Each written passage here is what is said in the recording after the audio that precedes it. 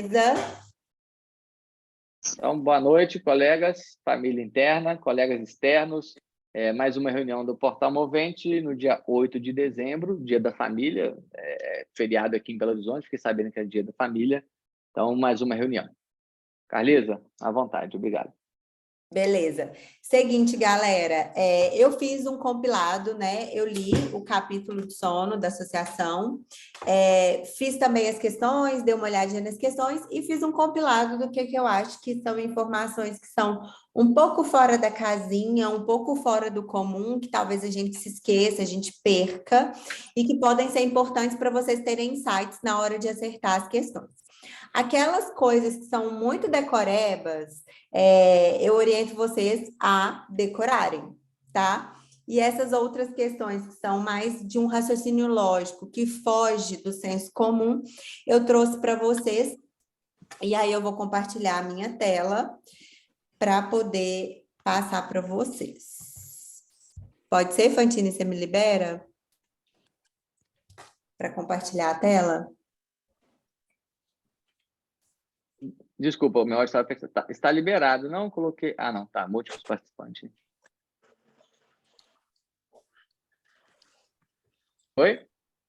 Pronto. Beleza. Ó, seguinte, vamos lá. Então, tá aqui. Ai... Como que eu sempre esqueço como que eu ponho no modo apresentação. Aí. Pronto. Então, é o seguinte, gente, o que foge um pouco do senso comum e que eu vi que caiu bastante, que também está contido dentro da apostila, né, da associação.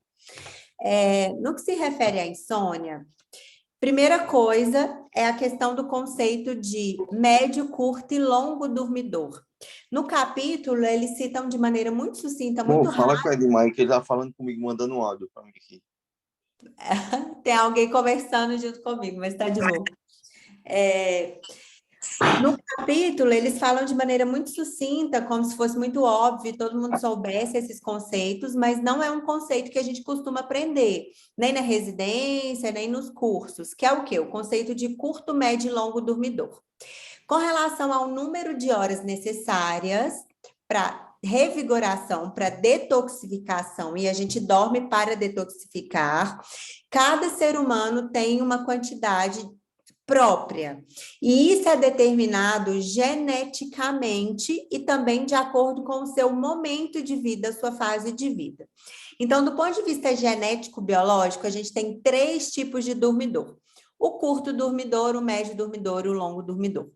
O curto dormidor é aquela pessoa que precisa de menos de 6 horas de sono para se sentir totalmente revigorado. Então, essas pessoas fazem toda a detoxificação e passam por todas as fases do sono em menos de 6 horas. O Fantine é um curto dormidor, eu morro de inveja dele por isso. Enfim, é raro, mas existem os curtos dormidores. A gente também tem o médio dormidor, que são a imensa maioria das pessoas como eu, que precisam entre 6 e 9 horas de sono para fazer a detoxificação e passar por todas as fases do sono. E existem ainda os longos dormidores, coitados, que são os azarados, que precisam de mais de 9 horas de sono para fazer detoxificação.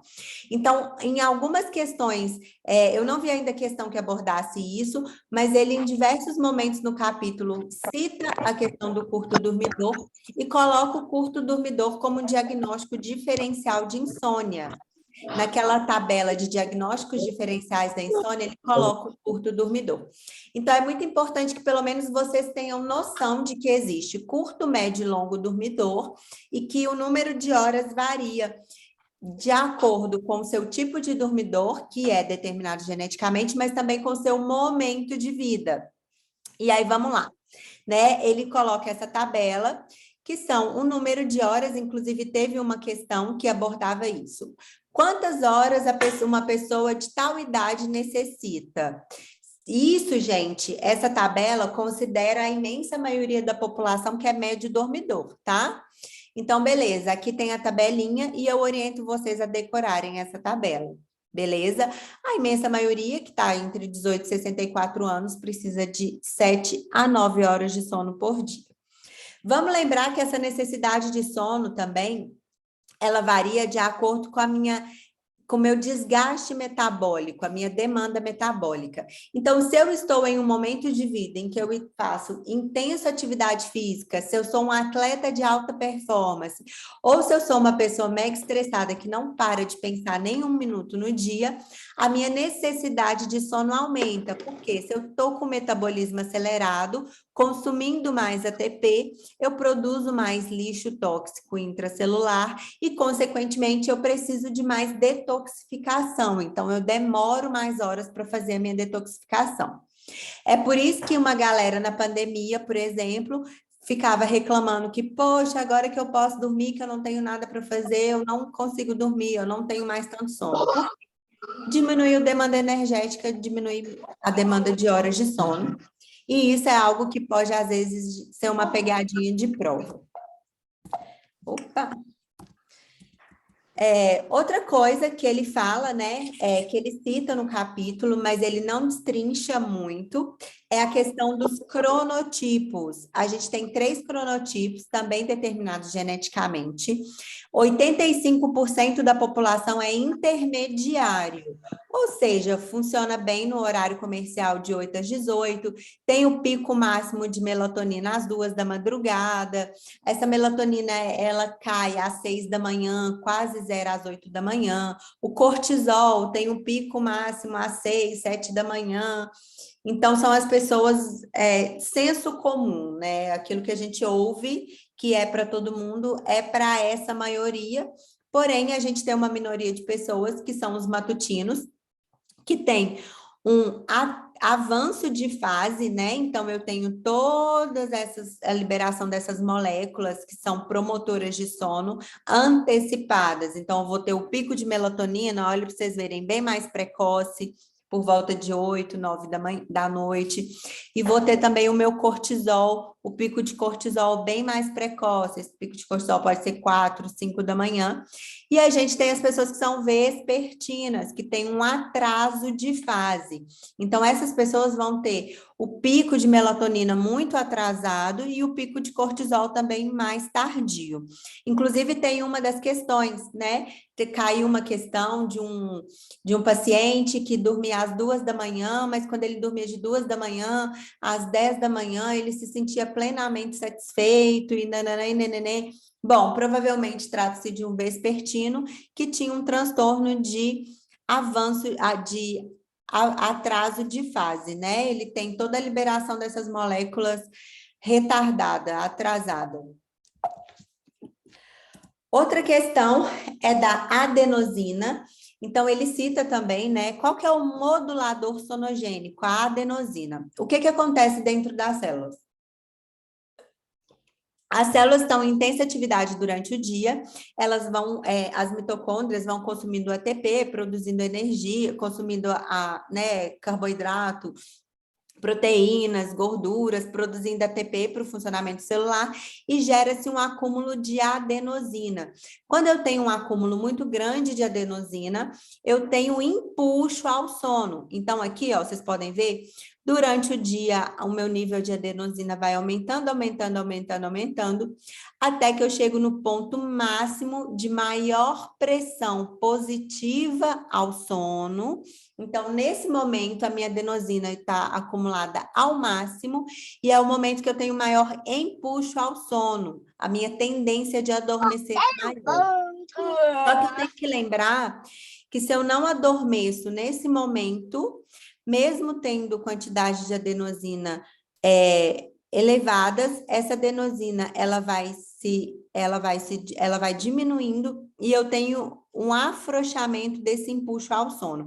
É por isso que às vezes a gente está morrendo de sono, não pode dormir, está no meio do plantão, e aí a hora que vai na nossa hora de descanso, a gente deita e não dorme. Então, eu acho que é interessante vocês gravarem essa questão do neuromodulador sonogênico. Quem é o principal neuromodulador sonogênico? A adenosina.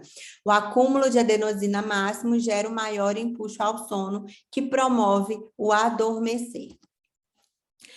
Uma questão também legal que ele fala na apostila, e que caíram algumas questões, são os Zeitgebers. O que são os Zeitgebers? São ajustes do relógio. Cada célula tem como se fosse um timer, um relógiozinho intracelular, que vai fazer com que ela exerça determinadas funções. Então, que hora que a célula do pâncreas vai liberar insulina, que hora que a adrenal vai liberar cortisol. Isso tudo é sincronizado através dos Zeitgebers, que são como se fossem maestros, como se fossem coordenadores desse relógio. Então, o principal Zeitgeber, principal de todos, é a luz. Nunca se esqueçam. Pode cair questão falando, melatonina, GABA, cortisol. Zeitgeber, o principal é a luz. A melatonina, a questão da ativação GABAérgica, elas entram, mas é através de outro sistema. Mas, além da luz, eu tenho outros Zeitgebers, que são alimentos, a hora de alimentar, o pico glicêmico, o horário que eu costumo deitar e levantar, o exercício físico e a temperatura corporal. Tudo isso fazem um alinhamento entre o meu relógio interno intracelular e o meio ambiente. Então, quando vocês pensarem em Zeitgebers, pensem em meio ambiente. O principal, luz, sempre. Outra coisa que ele cita, né, a questão neuroanatômica, né, das estruturas envolvidas nesse relógio. Então, vamos lembrar, o principal Zeitgeber é a luz, ele vai entrar, né, através da nossa retina, vai atingir o núcleo hipotalâmico, e aí vai ativar a fibra supraquiasmática. Essa fibra supraquiasmática vai fazer a modulação da glândula pineal, liberando melatonina. Então, quando eu tenho a queda da luz, eu vou ter ativação da pineal, liberando melatonina, e a melatonina é um grande indutor do sono. E através dessa ativação, dessa produção de melatonina, eu vou ativar o sistema GABAérgico, o sistema estaminérgico, promovendo o sono. Vamos lembrar, gente, que a melatonina, ela é produzida através de uma cadeia de reações bioquímicas em que uma das matérias-primas é a serotonina. Então, a gente consome serotonina para produzir melatonina. É por isso que em ambientes mais escuros, em regiões nórdicas, em que a gente tem menor incidência da luz, os níveis de depressão são mais elevados, o humor tende a ser mais rebaixado.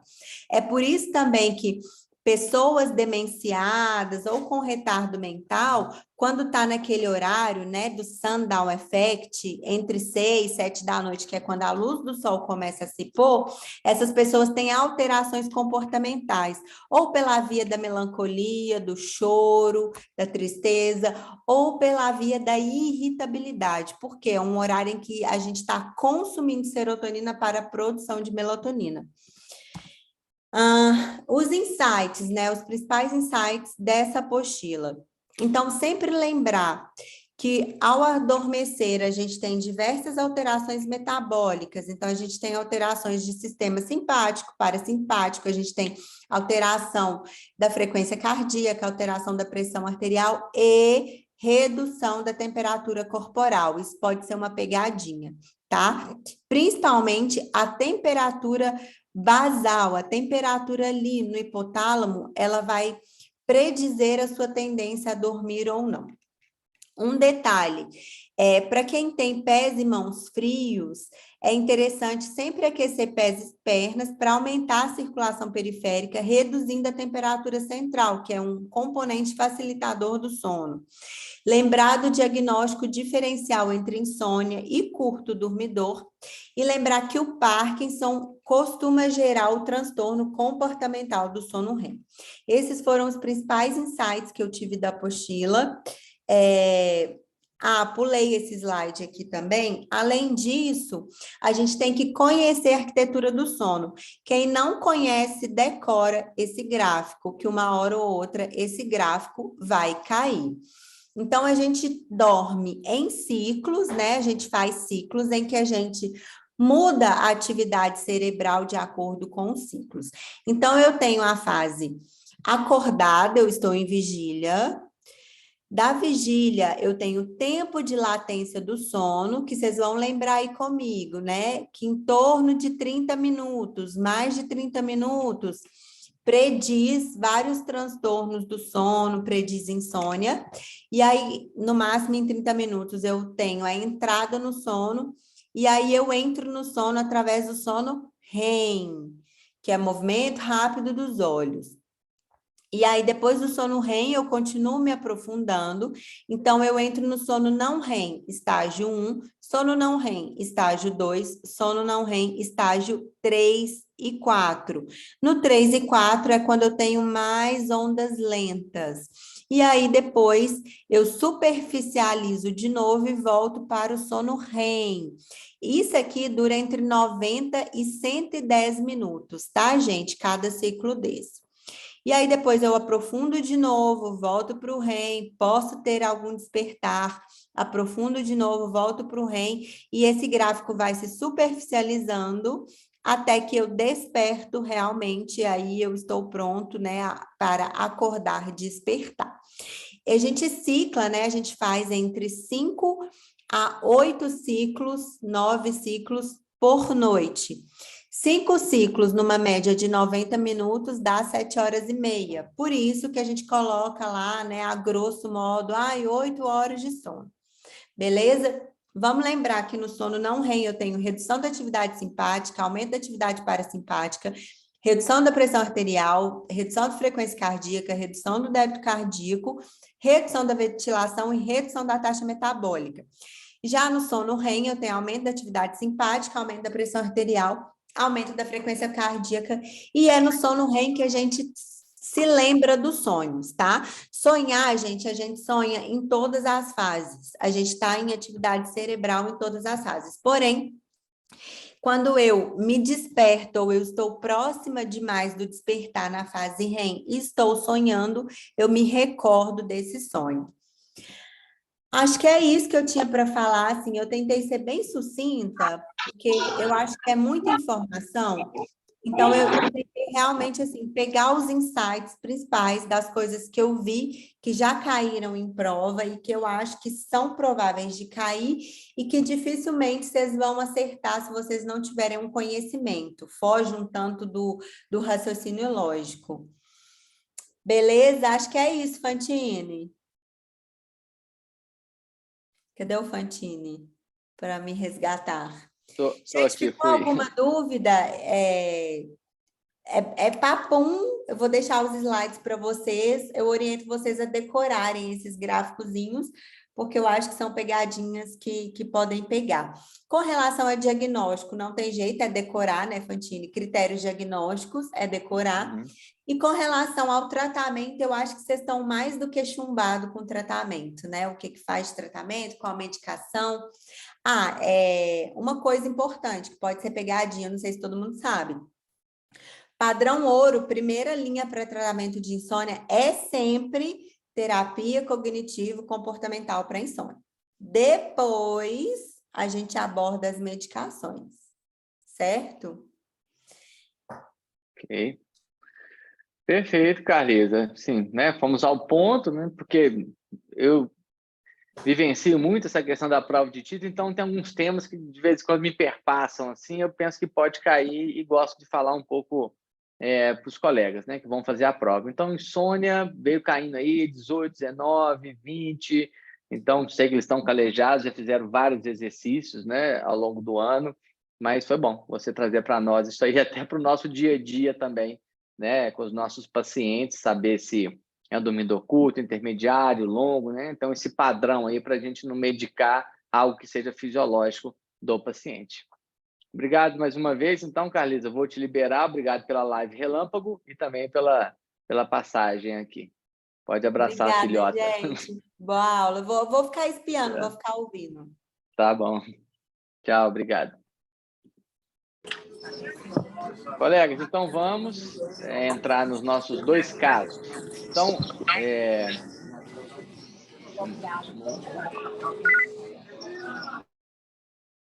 ok? Então, vamos entrar nos nossos 2 casos. E hoje, a lógica vai ser diferente.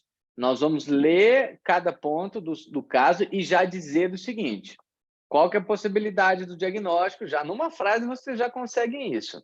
Possibilidade do diagnóstico, diagnóstico diferencial e prognóstico. Eu mandei para vocês, não mandei? Lá no grupo, quais são os pontos de prognóstico. Então, psicossocial, se tem uma rede de apoio, se é casado ou não, a questão pré-mórbida, pós o caso, a comorbidade clínica ou psiquiátrica, uso de droguinhas, não é isso? Para a gente dizer de mau prognóstico, e particularidade das doenças. Nós vamos andar nos 2 casos, já abordando esses temas. Não vamos falar de tratamento. Ontem tivemos uma aula acelerada, né, de tratamento, porque realmente era um tema muito grande, muito extenso, mas hoje eu já coloquei para vocês alguns pontos importantes.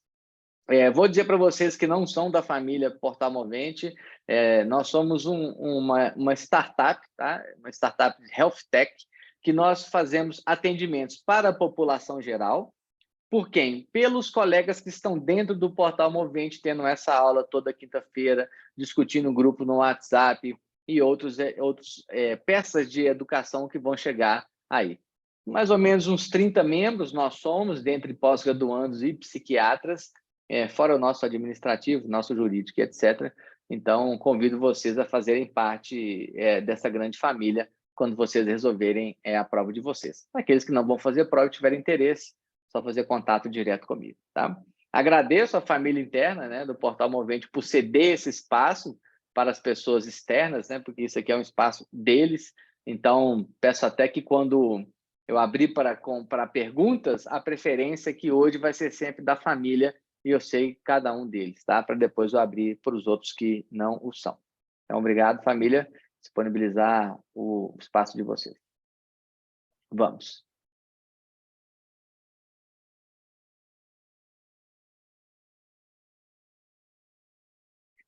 Então, vocês estão vendo um slide com um grupo de elefantes fiéis.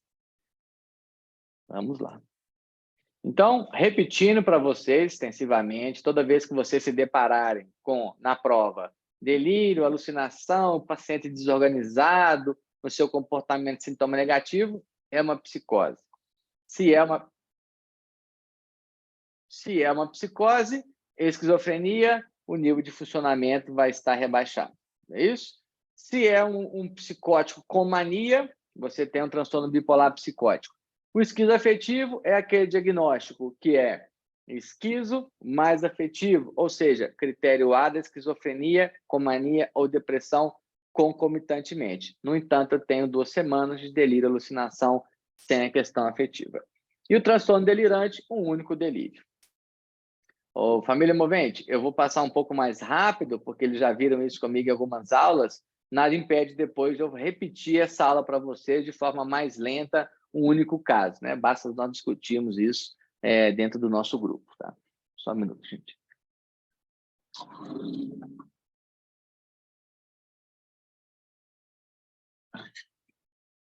Na questão do humor, se eu tenho um paciente com humor elevado, expansivo e irritado, ou seja, esse humor que se eleva, né, um polo superior, você vai estar na prova diante de um quadro possivelmente maníaco. Internou e fez psicose, é mania, não é hipomania.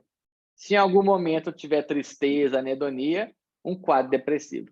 Por que eu estou fazendo esse resumo para vocês? Que quando aparecer humor elevado do paciente, mas sem outros critérios, nós vamos usar isso como diagnóstico diferencial. Se em algum momento um ansioso falou que está triste, eu vou usar como diagnóstico diferencial de um transtorno depressivo maior. Então, saber desses pontos, dessas particularidades, nos ajuda tanto a diagnosticar, como também já ter na manga o diagnóstico diferencial para registrar na prova. Síndromes ansiosas. Quem tem TAG? Vai aparecer o que na prova? Ansioso, nervoso, preocupado demais, se preocupa com o futuro que nem chegou e um difícil controle desse sentimento ansioso. Quem é esse? O TAG. Por quê? A ansiedade, o TAG, vai aparecer em todos os lugares. Então, guarde isso na hora da prova. Então, aparece na família, aparece na escola, no trabalho, no namoro, no ponto de ônibus, na conta a pagar, na política, em todos os lugares. Se aparece ataques do pânico, não é transtorno do pânico. Eu preciso de quê? Medo de ter novos ataques ou mudança dos seus hábitos do dia a dia. Aí se tornou um transtorno do pânico. Por que isso é interessante? Que eu posso ter um TAG que teve um ataque do pânico. No entanto, não mudou, não alterou o dia a dia dele. Ele não tem medo de ter novos ataques. Ele tem uma ansiedade generalizada. Tá? E não mudou o dia a dia dele. Então, não é um transtorno do pânico. No transtorno do pânico, eu tenho obrigatoriamente ataques do pânico, mas ter ataques do pânico não tem uma obrigatoriedade de ser um transtorno do pânico. Um evento traumático, gente, sai para o abraço, né? Nós estamos diante, possivelmente, de um TEPT. O transtorno de estresse agudo não vai ser cobrado na prova, né? Algo muito simples, sem protocolo de tratamento, então o que vai ser cobrado vai ser o TEPT. Não é isso? E lembrando da nossa tétrade. Queria eu ter a elegância da letra da Carlisa, não tenho, então vocês se atenham ao que eu vou falar, né? E não tentam ler. Eu tenho um evento traumático. Apareceu na prova o evento traumático e eu tenho a tétrade. Vocês estão vendo aqui? Prestem atenção na tétrade. Qual tétrade? Da pessoa tentar evitar falar, passar perto,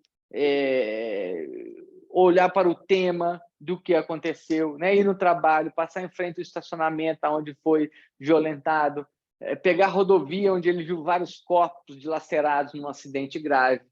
Ou seja, ele não quer falar, é uma evitação, ele não quer falar do que aconteceu. No entanto, ele não consegue, tá? Mas ele então revive. Ele não quer falar, mas ele tem uma revivência, uma rememoração. Não consegue evitar falar. Ele vai rememorar sonhos, flashbacks.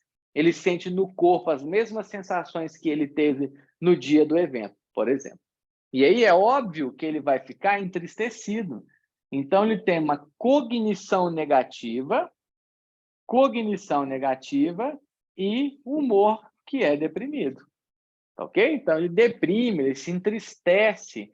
E a cognição dele, né, essa visão dele para o mundo, que o mundo não presta, que ele também não presta, que ele é um culpado do que aconteceu, aparece aqui. E, por fim das contas, ele fica, vou usar uma palavra para vocês guardarem, puto da vida. Hiperexcitado, hiperresponsivo ao que está acontecendo. Então, ele tem uma tristeza, uma cognição negativa, mas também tem uma ativação. Tá ok? Então, essa é a tétrade do TEPT. Se na prova aparecer para vocês um evento traumático, ótimo, sai para o abraço. Aquele paciente, muito difícil aparecer isso na prova, mas se ele tiver um receio, né, da sua performance, de ser visto falando num palanque, dando uma aula, conversando com alguém pelos corredores de um trabalho, se ele tiver uma ansiedade em relação a isso, você está diante do TAS, transtorno de ansiedade social. E se ele tiver medo de barata, borboleta, elevador, avião, enchente, água, é uma fobia específica. Nunca caiu, possivelmente nunca vai cair, mas vai servir aí, se ele tiver algum medo intenso, de algum ponto, como diagnóstico diferencial.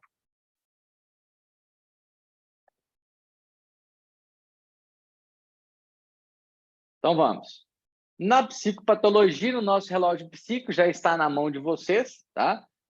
O que é que vai alterar nas síndromes ansiosas, por exemplo? A base do relógio. Pensamento meio acelerado, meio ansioso, humor ansioso, pode estar ativado ou não. Na depressão, ele vai ter essa base do relógio todo para baixo, pensamento lentificado, o conteúdo é depressivo, o humor é rebaixado e ele não tem energia. Então, essa parte da base do relógio, o azul, é o que vai se alterar num quadro de mania, vai tudo para cima, num quadro de depressão, vai tudo para baixo e na ansiedade também. Na psicose, o que vai alterar é o verde. Não quero que vocês mexam agora com consciência do eu, nós vamos ficar com delírio e alucinação. tá? Os outros pontos, inteligência, memória, insight, isso aí entra para nos ajudar. Mas nunca caiu na prova uma alteração formal da memória para pensarmos numa síndrome demencial. Nem uma alteração da inteligência para eu pensar no retardo mental. Rimou, hein? Lá do outro lado, atenção e inconsciência nunca apareceu. Mas se aparecer, dizer que o paciente está algo sonolento, algo torporoso, nós vamos pensar numa síndrome orgânica. Difícil cair isso na prova também, porque síndrome orgânica nós temos infinitas possibilidades. Mas atenção para esse rebaixamento do nível de consciência lá às 3 horas, ok? Mas basicamente, para mim, o que se altera, né, é essa base e a questão psicótica da senso-percepção e delírio. Critério diagnóstico. Então, cite os critérios diagnósticos do TAG, do pânico, da esquizofrenia e tal. Ok, você pode citar. Mas todos eles vão causar sofrimento clinicamente significativo ou prejuízo social profissional. Ou seja, precisa causar um transtorno. Então, essa resposta, ela vem para todos os transtornos. Sofrimento clinicamente significativo. Tá ok? Você pode colocar também como critério, não é mais bem explicado por substância, medicamento ou condição médica geral. Isso também é um critério diagnóstico, tá? E não é explicado por outro transtorno mental. Então, você pode citar esses aí, porque são critérios diagnósticos para a maioria das patologias que nós vamos nos deparar, tá? Outra dica é do diagnóstico diferencial. Tenha sempre na manga o transtorno X devido a outra condição médica. Um transtorno X induzido por substância. Ou seja, um transtorno bipolar relacionado induzido por substância. Diagnóstico diferencial. Não vai ser o diagnóstico principal.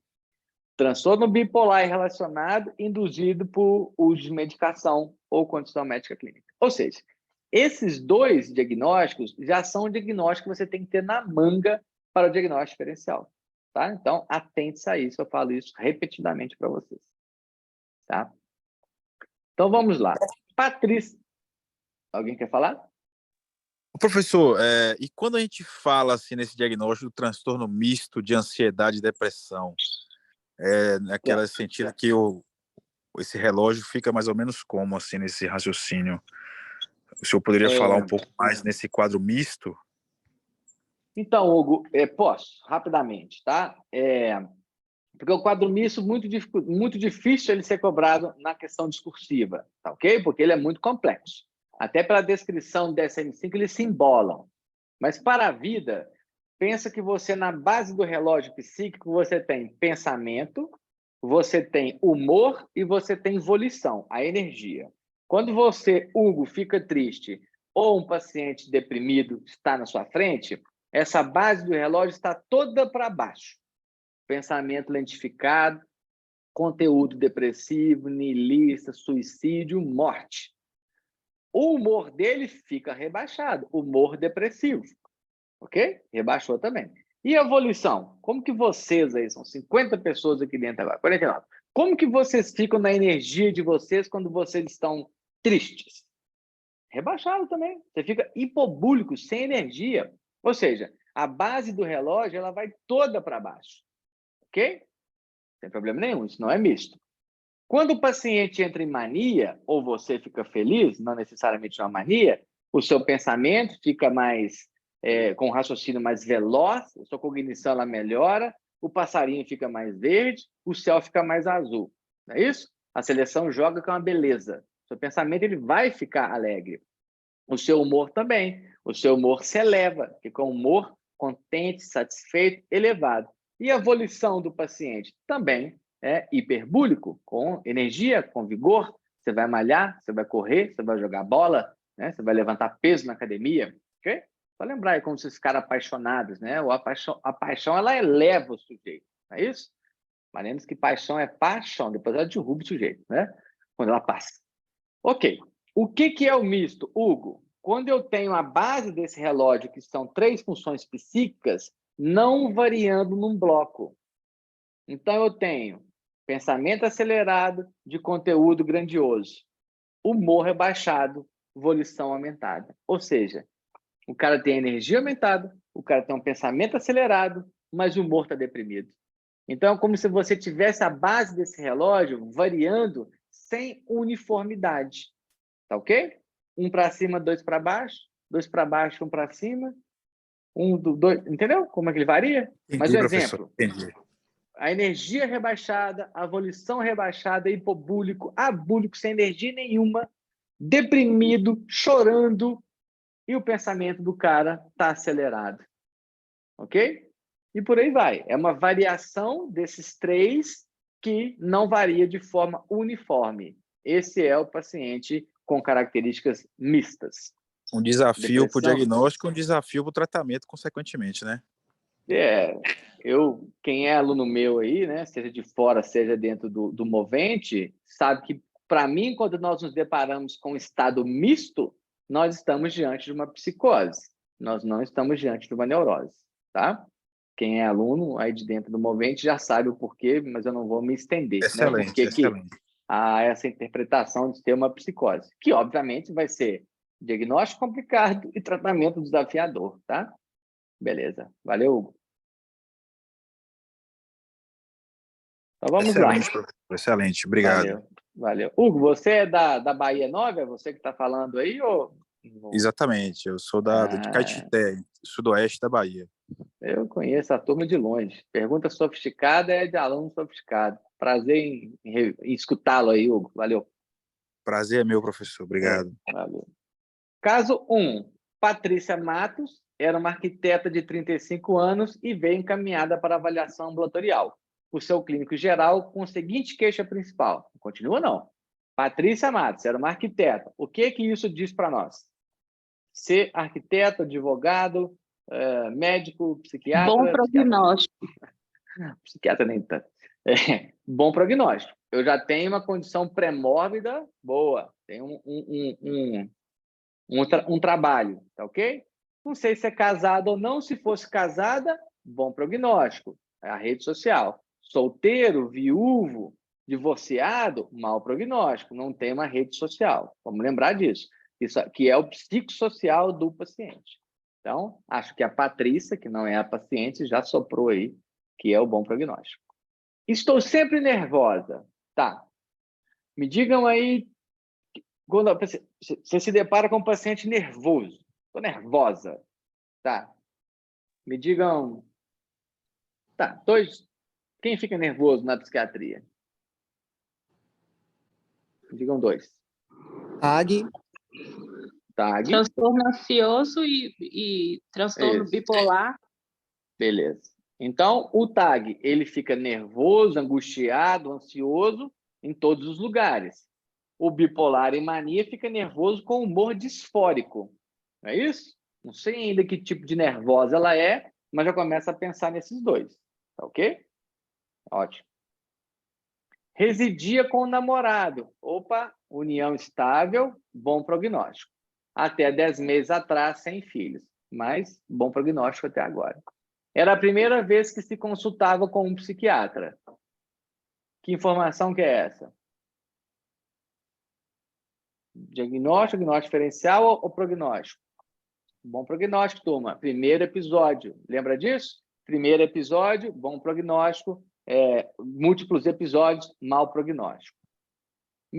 Aí ela falando. Meu namorado, ou melhor, ex-namorado, me traiu e eu larguei ele. Também já não aguentava ele me dizer que eu preocupo com tudo. E aí? O que isso aí diz para vocês? Preocupação excessiva, de difícil controle. Isso. O difícil controle não apareceu ainda, mas tem uma preocupação excessiva, né? Aonde? Generalizado. Em todos os lugares. Generalizado, tá? A Patrícia, ela sempre lembra de um ponto importante no TAG que vocês não podem esquecer. O TAG, ele tem... Não sei se é TAG, tá, gente? Mas já que ela mencionou, e é importante eu reforçar isso. O TAG, então, ele tem uma ansiedade que está em todos os lugares. Generalizada. Uma expectativa apreensiva de que algo vai acontecer. E difícil controle. Esses 2 são critérios. O critério A do TAG é essa ansiedade, essa preocupação, essa expectativa apreensiva de algo em todos os lugares. E o critério B é difícil controlar. Então, não esqueçam disso na prova. tem a ansiedade critério A e difícil controle critério B. E os outros critérios de sintomas, tá? Então, até agora, me parece que é isso. Ela não terminou com o namorado porque ela quer sair aí transando com as pessoas. Ela não terminou com o namorado de forma impulsiva para pensar num quadro de mania. Terminou porque ela foi traída e botou o bicho para escanteio.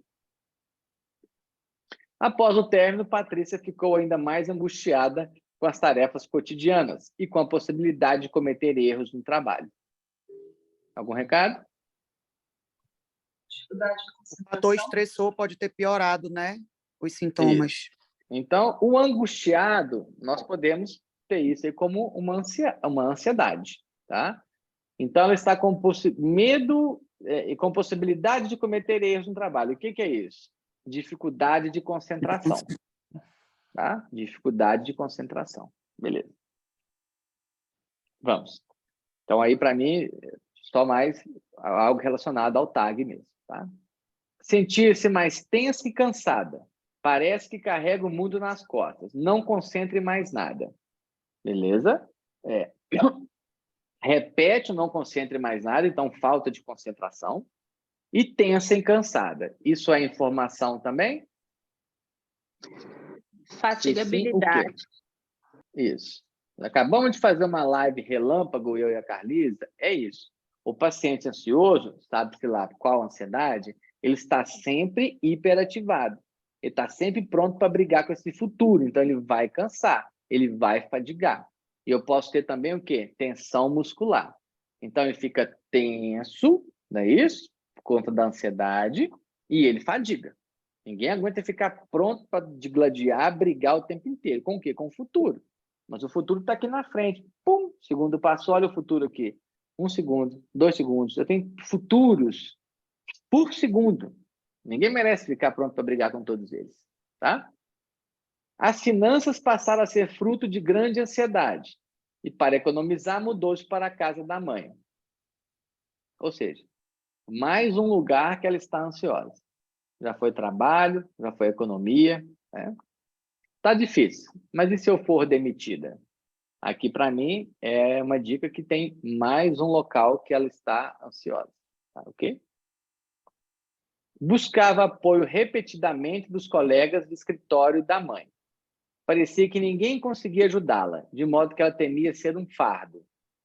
Que informação é essa?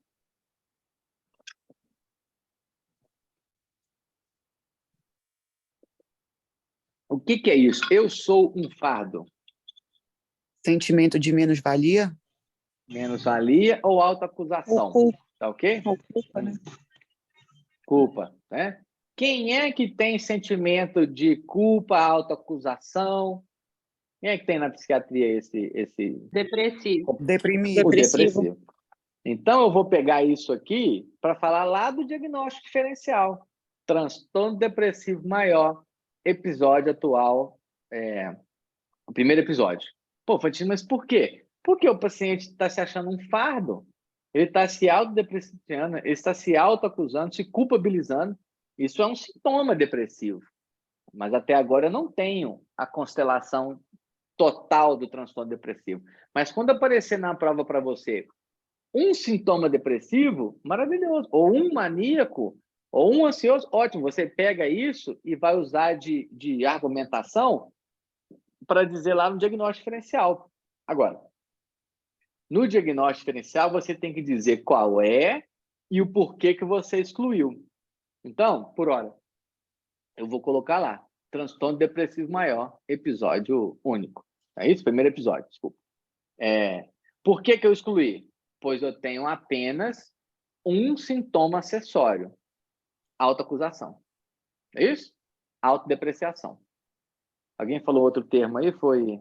Menos-valia. Menos-valia. Ponto. Só isso, gente, não é depressivo. É isso? Não preciso de mais. Mas eu já vou pegar para argumentar lá. Desde o término, Patrícia passou a não sair à noite, temendo que algo ruim acontecesse e não conseguisse ajuda. Quem é que tem... Isso. Quem é que tem dificuldade de sair de casa aí porque algo vai acontecer? A agorafobia. Isso aqui. Só que eu preciso de mais sintomas. Então, eu posso pegar isso aqui e jogar lá no diagnóstico diferencial, ok? Eu não sei se né? Eu preciso de mais sintomas, vamos ver. Mais recentemente, passar a evitar sair durante o dia também.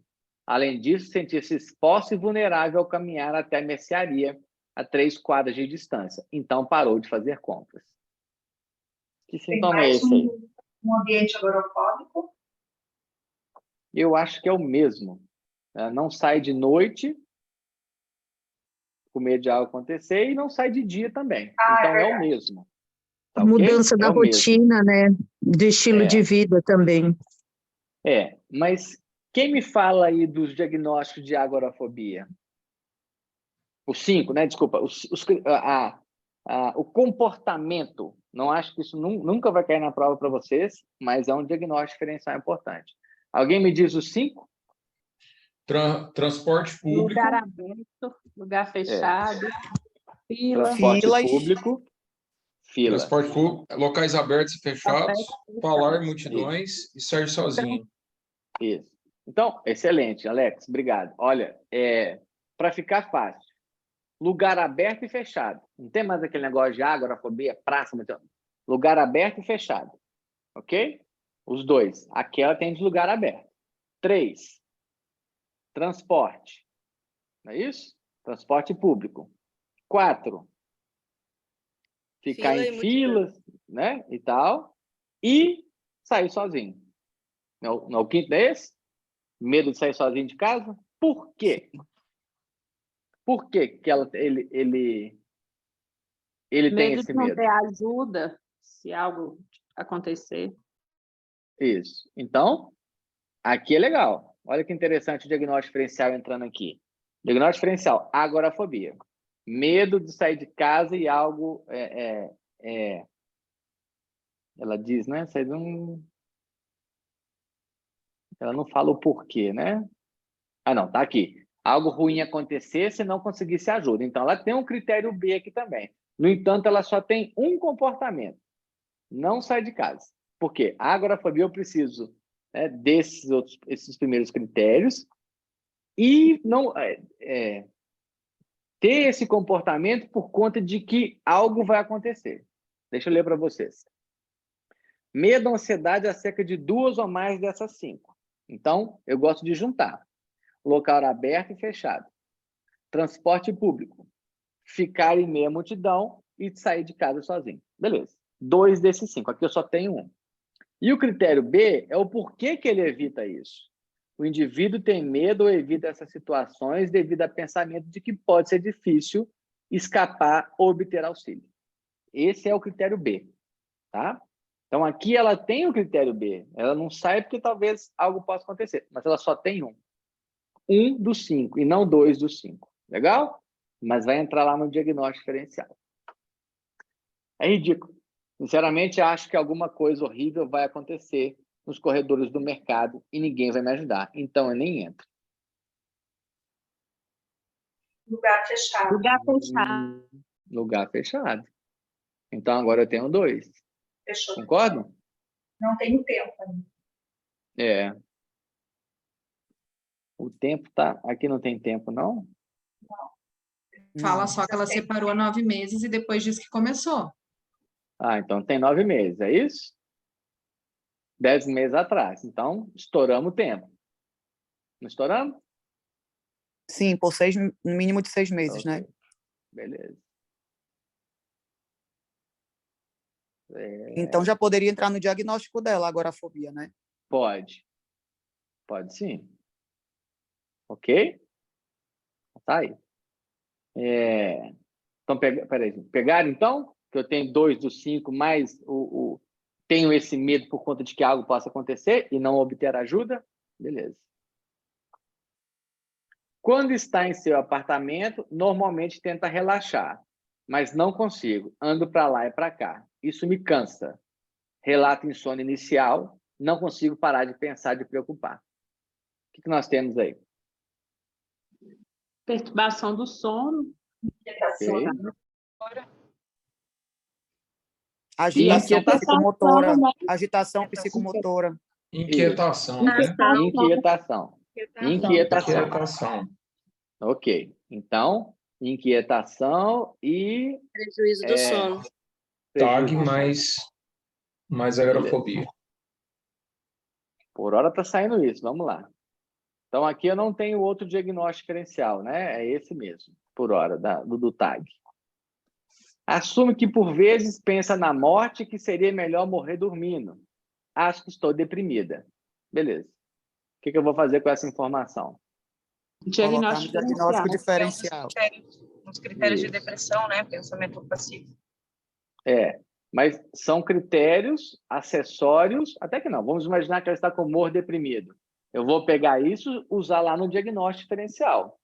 Eu não tenho ainda os critérios que fecham um transtorno depressivo maior, mas eu tenho algumas pontuações. Então, vai entrar lá no diagnóstico diferencial.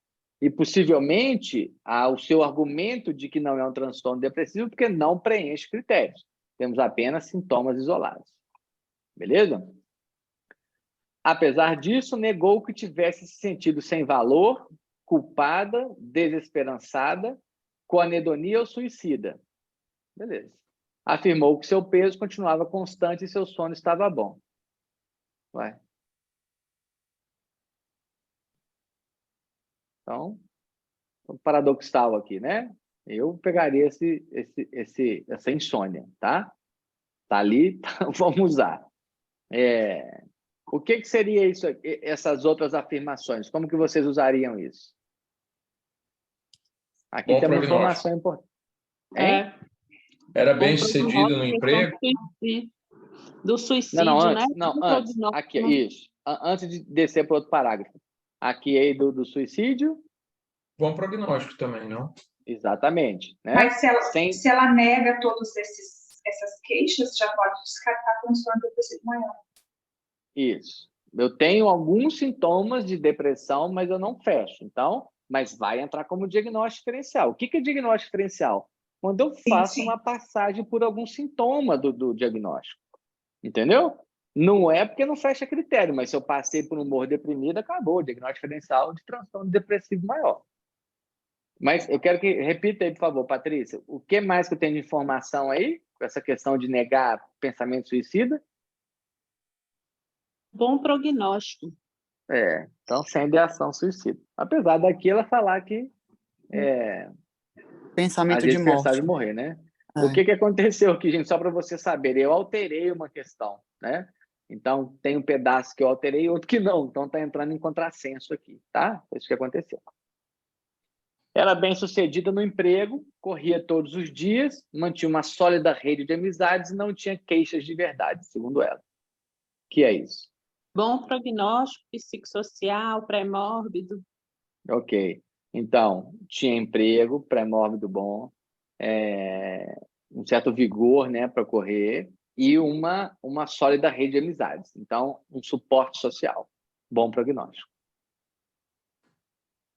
Negou mudanças psicomotoras, descreveu ansiedade significativa. E aí? Diagnóstico sindrômico dela. Síndrome ansiosa. Isso, síndrome ansiosa. Diagnóstico nosológico. TAG com agorafobia.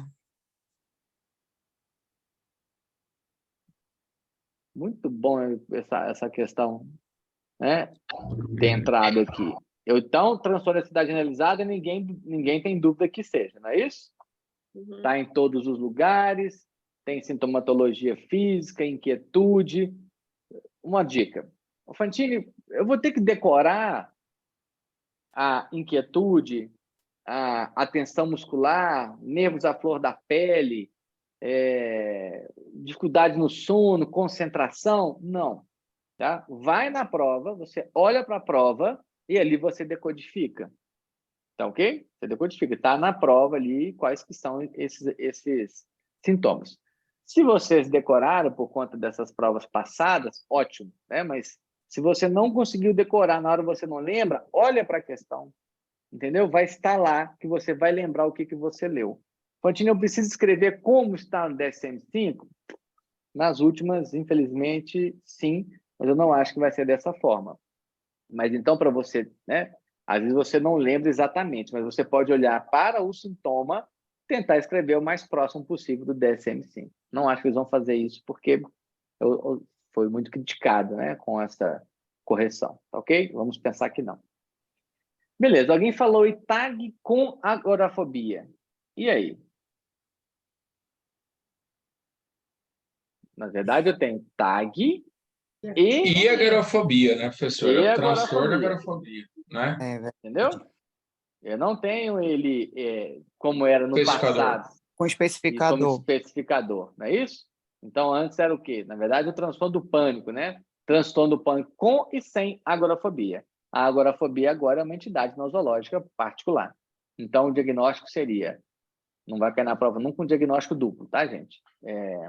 Ali acabou fechando a agorafobia. Então, seria transtorno de ansiedade generalizada e agorafobia. 2 transtornos. Tá. Ok? Beleza.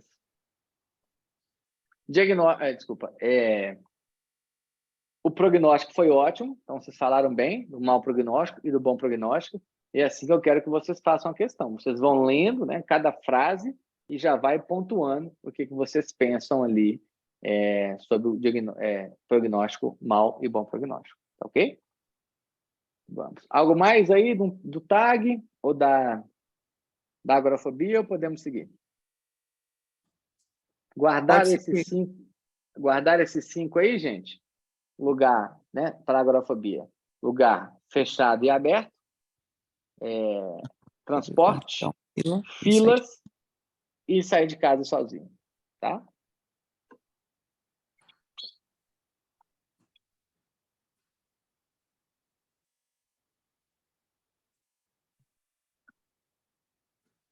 Beleza.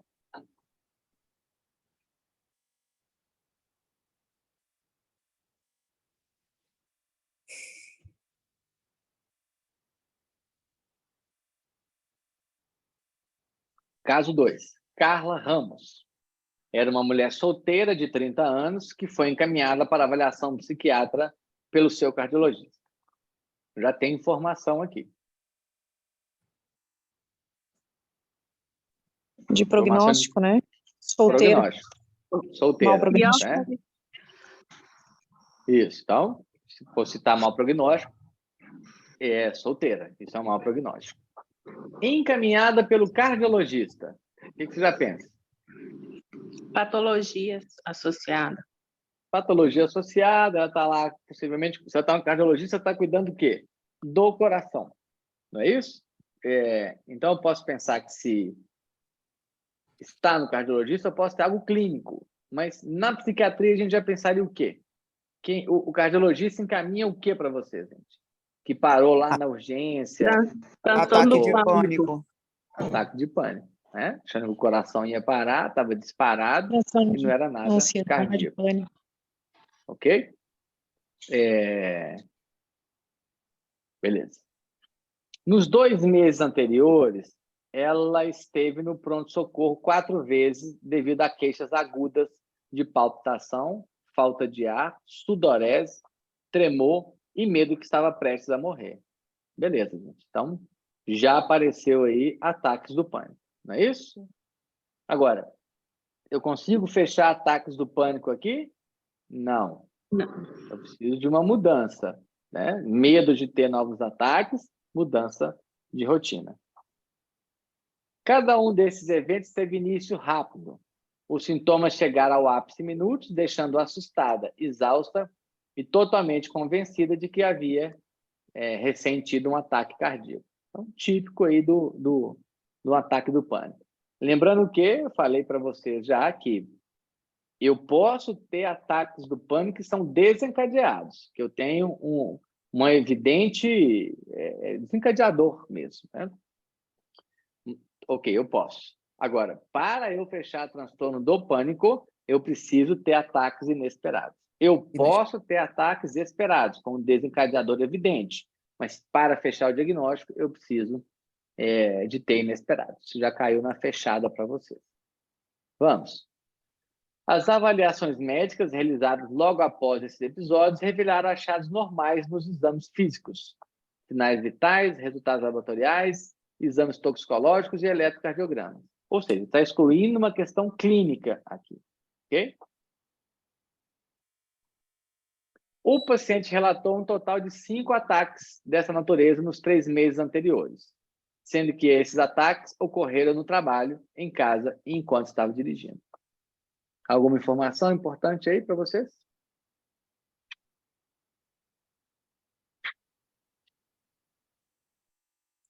Sim ou não? Pelo que está relatando aí, dá para a gente entender que são ataques inesperados, porque ela não relatou nenhum fato que tenha ocorrido, que tenha desencadeado. Ok, concordo. Né? E o tempo Professor. também, né? Mais de 3 meses anteriores para transtorno do pânico precisa 1 mês. Só 1 mês. Pode falar aí. Transtorno do pânico só precisa de 1 mês, né? Como a Cristiane falou aí. Isso, muita atenção quanto a isso. Então, eu fiquei usando aí 2 meses, 3 meses, e eu preciso de 1 mês de quê? O que é que eu preciso de 1 mês? São meses de ataques do pânico? De apreensão ou preocupação ou mudança desadaptativa. Isso, que é o critério B. Eu preciso da alteração do critério B por 1 mês ou mais. Então, tá aqui, ó. Pelo menos um dos ataques foi seguido de 1 mês ou mais, critério B, de uma ou ambas das seguintes situações. Apreensão ou preocupação de ter novos ataques, uma mudança desadaptativa. Então, é isso que eu preciso de 1 mês ou mais. Eu não preciso de 1 mês ou mais tendo ataque do pânico. Começou há 6 meses, há 2 meses, há 3 meses. Não. Eu preciso de 1 mês de medo de ter novos ataques e da mudança desadaptativa. Ficou claro isso? Sim. Ok. Ela desenvolveu um medo persistente de ter outros ataques, o que levou a tirar vários dias de folga, a evitar exercícios, dirigir e beber café. Sua qualidade de sono decaiu, assim como seu humor. Passou a evitar relacionamentos sociais. Então, o que vocês tiram aí dessa... Fechou o transtorno. Critério B. Então, beleza. Mas eu tenho mais informações aqui. Então, o critério B fechou. Uma informação importante aqui que vocês vão colocar como critérios em todos os transtornos, senão não é transtorno. Prejuízo funcional. O quê? Não esqueçam disso. Sofrimento significativamente. Sofrimento ou prejuízo. Isso. Então, eu sei que vocês estão, né, com tudo na ponta da língua aí, o critério A, o B e tal, mas nós temos que colocar que ele causou prejuízo para o paciente, tá?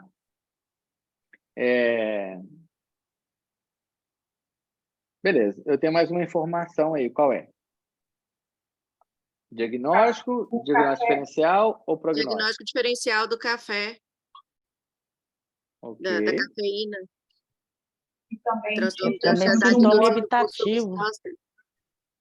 Espera aí. Vai, um café. Sintomas Ok. evitativos também. Tá. Mas sintomas evitativos seria o quê? Um pior prognóstico, Fantini, sem o apoio, né? Passou a não se relacionar, sem rede de apoio. Ok, concordo. E tem mais, eu estou querendo um aí que está O humor que evidente. decaiu. O humor que Beleza. decaiu. Tá ok. O humor decaiu. Humor e o sono. Que informação sono que é essa do humor primeiro? Que eu vou usar de quê? Diagnóstico diferencial. Beleza. Com Transtorno quadro depressivo depressivo. maior. Maior com sintomas Beleza. ansiosos. Beleza. Então, sua qualidade de sono decaiu.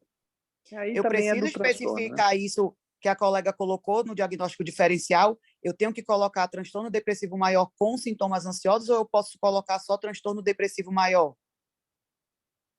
A outra estaria, vamos dizer, mais correta, né? Mas acho que só o transtorno depressivo maior é suficiente. Também é um diagnóstico diferencial, né? Porque aí ela usou o especificador, né? Porque eu estou repleto aí de transtorno, de sintomas ansiosos. Né? Certo. E por que não é um quadro depressivo? Porque eu não fecho Porque critérios. só tem um critério. Uhum. Beleza. Okay. Não aceitava tranquilização oferecida por amigos e médicos, acreditando que os exames médicos resultavam negativos porque eram executados depois da resolução dos sintomas. Que informação é essa aí? É um pior prognóstico também. Não adere, né? Não aceita. Não... O insight, né? O insight, está sem insight. Insight do Beleza. paciente. Beleza, baixo insight. Não é isso? Isso entra em qual bloco do prognóstico? Particularidades da doença. Eu tenho 3 blocos. O bloco psicossocial, o bloco comorbidade clínica psiquiátrica, droga, e a particularidade da doença. Não tem insight, baixo insight é sinônimo de mau prognóstico. Continua a suspeitar que houvesse algo errado com seu coração e que, sem um diagnóstico preciso, morreria. De novo, né? Não tem insight baixo, mau prognóstico. Quando teve um ataque do pânico durante o sono, finalmente concordou em consultar com um psiquiatra. O que isso aí está dizendo para nós? Então, ela teve um ataque do pânico inesperado. A senhora Carla negou a história de transtornos psiquiátricos anteriores. Bom prognóstico. Ataque de pânico noturno é mau prognóstico. Isso, ok. Tá. E particularidades da doença.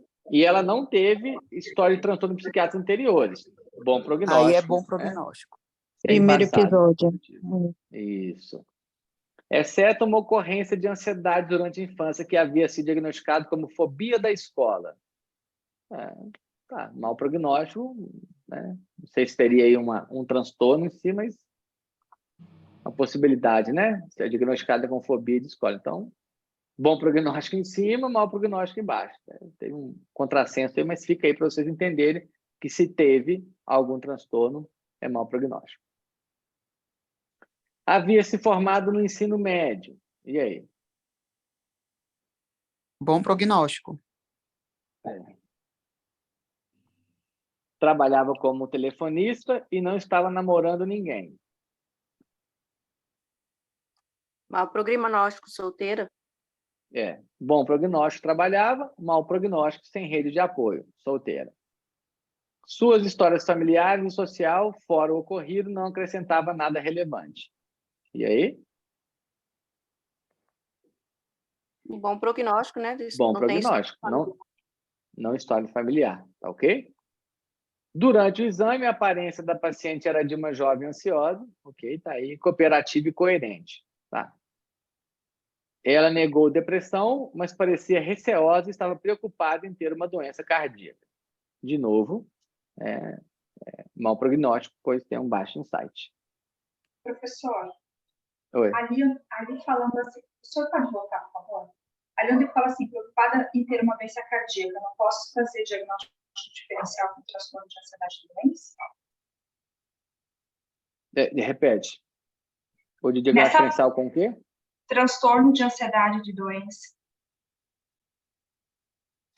Pode. Sacou bem aí, né? Um diagnóstico difícil, né? Mas sim, né? Ela fica repetindo, né? Mesmo até com a porque exclusão... ela voltou várias vezes ao médico, só se convenceu de que precisava de psiquiatra quando teve o ataque noturno, né? Concordo. Né? Que ela, mesmo com as provas aí, ela não acredita, né? É um diagnóstico um pouco complexo esse aí, né? Até novo, mas entraria, sim, bem lembrado. Ok? E como é que descartaria? Não preenche critérios, né? Tem só um ponto, né? O grande transtorno dela é a ansiedade devido ao quadro, né? Não é devido a essa ansiedade de ter alguma doença. O que domina a vida dela não é a preocupação com a doença cardíaca, são as outras preocupações. Sim. Entendeu? Então, tem isso também. No entanto, não é isso que lhe causa o transtorno em si, né? A mudança desadaptativa, o medo é por conta dos ataques. Mas bem lembrado isso aí. Podem guardar na manga esse diagnóstico.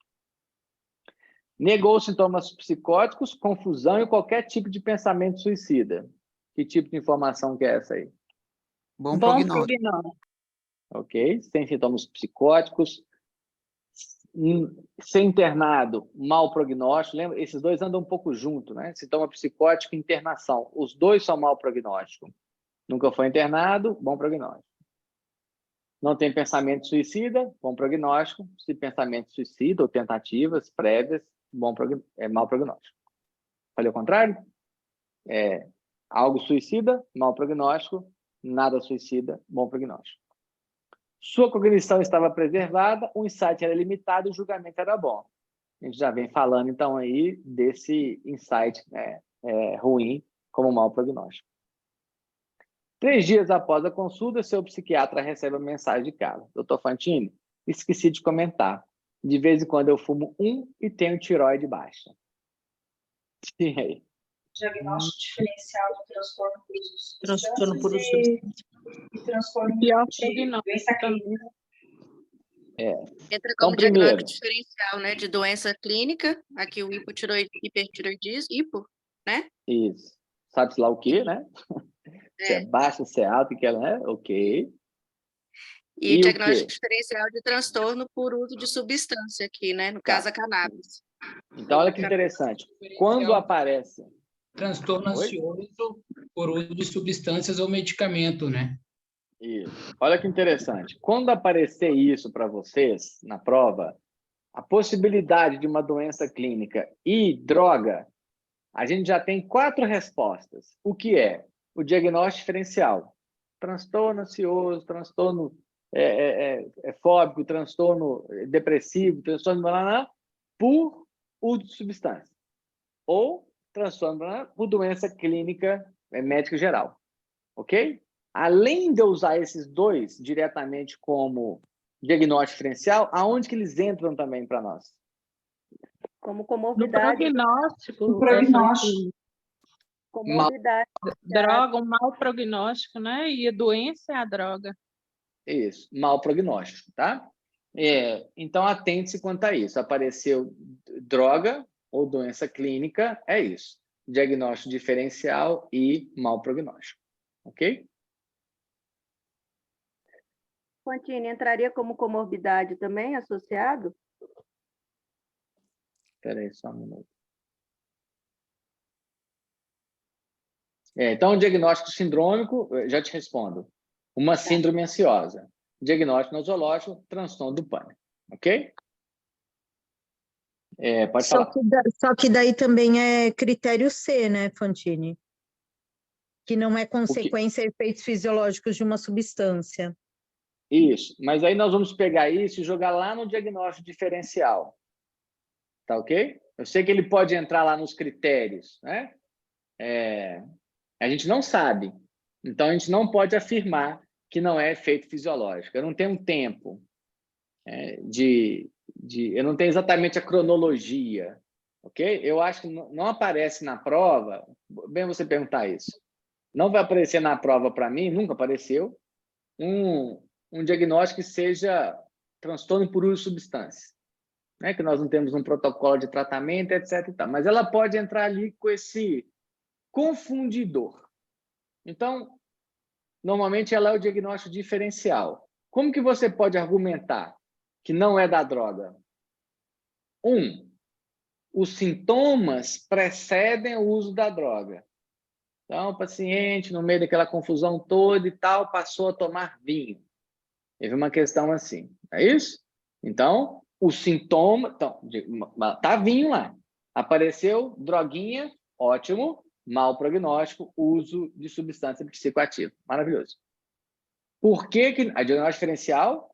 Transtorno, sei lá das quantas, induzido por uso de substância. Descartado, pois os sintomas são prévios ao uso. Beleza? Então, como que nós vamos descartar isso? Outra forma, os sintomas persistem mesmo durante uma longa abstinência. Mas que nem nesse caso, eu posso falar que os sintomas, eles antecedem? Não, Nesse caso? Aqui como que nós colocaríamos? Diagnóstico de comorbidade, desculpa, mau prognóstico por conta de uso de droga, mau prognóstico por conta de doença médica clínica. Então, vamos lá para o diagnóstico diferencial. Isso aqui foi prognóstico. Transtorno de ansiedade induzido por uso de substância. Não é possível descartar. Você consegue descartar? Eu não sei. Ela falou assim que ela fuma desde a adolescência? Ela fuma depois que tudo aconteceu? Eu não sei. Então, você pode escrever na prova. Não é possível descartar devido à falta de cronologia. Entendeu? Sim. Agora, Okay. ela teve um toxicológico negativo. Tá, mas depois, no meio do caminho, ela fala que fumou eu colocaria dessa forma. Não é possível descartar, pois não tem a cronologia. E o transtorno de ansiedade induzido por uma condição médica clínica geral. Não é possível descartar, pois não foi colhido exames clínicos. Tudo bem que lá no final, lá no meio, tinha exames clínicos zerados, mas eu coloquei isso no final para gerar um pouco dessa confusão e a gente entender que descartar a doença devido à substância ou condição médica clínica, às vezes não é possível. Eu fiz uma questão assim para vocês, que a moça não colhe os exames. Ela não colhe, pede exame para ela, ela não colhe. Então, qual que era a nossa argumentação? Não é possível descartar, pois a paciente não colheu os exames. Ok? Ok. Beleza. Colegas, então, por hoje, em princípio, é só. Né? As reuniões do Portal Movente, elas vão de 7h30 a 8h30, impreterivelmente, que alguns estão de plantão, então a gente separa essa hora britânica. Mas posso estender um pouco aqui para vocês, né, para alguns pontos aí que vocês queiram, né, falar do diagnóstico, pensar, com vocês aí. O professor, eu só fiquei com dúvida com relação a citar porque na prova geralmente eles pedem sítios diagnósticos diferenciais, eles não costumam pedir para argumentar por que a gente descartou ou não, né? Pelo menos eu não vi nas duas últimas provas. Isso, exatamente, Raquel. Nas duas últimas, não. Mas em todas as outras, sim. Então, eles diziam sítio diagnóstico e a razão da exclusão. Tá ok? Então, foi o que o Luiz disse ontem para vocês. Se é cite, só cite. Se é para descrever e dizer do que excluiu, faça assim. Então, sopraram no meu ouvido, para vocês, vamos fazer a prova.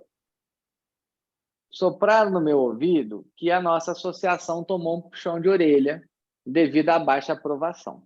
Tá? Mesmo que não tenha tomado esse puxão de orelha, eu sou professor. Se eu faço uma prova, tem 50 pessoas aqui. Se eu faço uma prova e apenas 25 passam, 50% passam, o problema é comigo. Não são com os alunos, entendeu? Não é possível. Metade da turma não passar na prova, então, ou eu fiz uma prova que tem um grau de dificuldade excessivo, ou eu não passei a matéria correta, né, de forma correta. Ou o que foi cobrado na prova, eu não passei. Então, o problema é comigo. Tá? Então, se nas duas últimas provas nós tivemos baixíssimas aprovações, o problema não é com vocês. O problema é com eles. E me parece que eles foram sinalizados quanto a isso. Então, eu acredito que a questão discursiva ela vai voltar para os moldes antigos. Ok? Então, uma questão clínica. E não apenas cite para vocês registrarem de forma decorada como está no DSM-5. Isso é um completo absurdo. Tá? Então, eu sei que vocês estão se preparando tanto para uma descrição quanto para uma questão decorada. Então, está na ponta da língua de vocês. Mas, então, se for cite, cite. Tá? Descreva, descreva. Beleza? Professor, Pode falar. O que o senhor tem sonhado aí, que o senhor tem sentido, baseado nas últimas provas? O que o senhor acha, assim, um direcionamento aí? Então, eu estou contaminado por 2, 3 colegas que já estão nessa estrada há um tempo, assim. Bem, eu acho que hoje é quinta-feira à noite, não acho que dá tempo de mudar uma prova, né? De que é domingo, se a gente acertar o diagnóstico aqui. Mas eles estão soprando que é uma possibilidade de cair o TCA, o transtorno de compulsão alimentar. Parece que isso está sendo muito falado por eles próprios, né? Pela própria ABP, então parece que é um tema que está rondando ali. Mas eu acho que TCA é um pouco... Ok, o diagnóstico, tudo bem. O diagnóstico tá. Qual que é o diagnóstico de TCA? Tum, dum, dum, dum, dum. Qual que é o diagnóstico diferencial? Tum, dum, dum. O prognóstico, dá para citar também. Tratamento, ele não é tão protocolar, né? Ele é ainda um pouco polêmico. Então, eu sempre tenho dificuldade de achar sempre tem dificuldade de achar que o tema que vai ser cobrado não tem um tratamento protocolar, entendeu? Cite o tratamento do TCA. Eu sei que tem, mas não é um protocolo. Mas é o que andam soprando aí, e as pessoas que me sopraram, eu tenho total confiança neles, e eles estão, né, estudando afinco, assim, sabe? De olho no que é que eles estão falando. São os vigilantes, assim. Então, a minha dica seria o estudo do TCA, sabe? Como diagnóstico. Eu mesmo, gente, eu estou com dificuldade, eu realmente não tenho sentido nenhum desses, não. Eu preferiria ficar... se eu falei, né, esquizofrenia, bipolar, TAG, pânico, então, para mim, eu sopraria um desses 4, entendeu? Se ela volta para algo mais clínico, ela vai cobrar um desses, sabe assim, esquizofrenia ou bipolar, e aí no estudo do bipolar você vai estudar depressão, então você estuda esses grandes 5. Depressão, transtorno bipolar, esquizofrenia, TAG e pânico, que são questões que já caíram várias vezes, né? Depressão já caiu, esquizofrenia já caiu, E o TEP? bipolar caiu, o TEPT, não aposto muito, não. Se for estudar, se for revisar, eu não revisaria esse, não. Professor, eu ficaria com esses 4 importantes aí. dentro dessa dica que o senhor deu de TCA, é uma coisa importante, porque no tratado bate muito no uso da lisdexa, tratado da BP, né? Como tratamento, né? Mas o padrão ouro é a terapia cognitivo-comportamental, né? Pois é.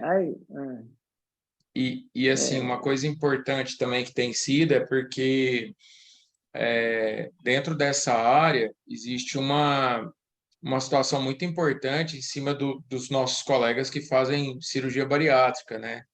E que tem causado inúmeros transtornos pós-cirurgia bariátrica por operar em pacientes TCA.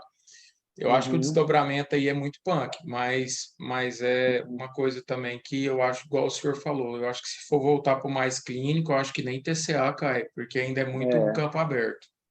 Então, quando é campo aberto... de compulsão alimentar vai ser decoreba puro, né, Fantini? Eu não sei se vocês tiveram acesso aos exercícios que tem no tratado, mas tem, falando dos transtornos alimentares e fala do tratamento.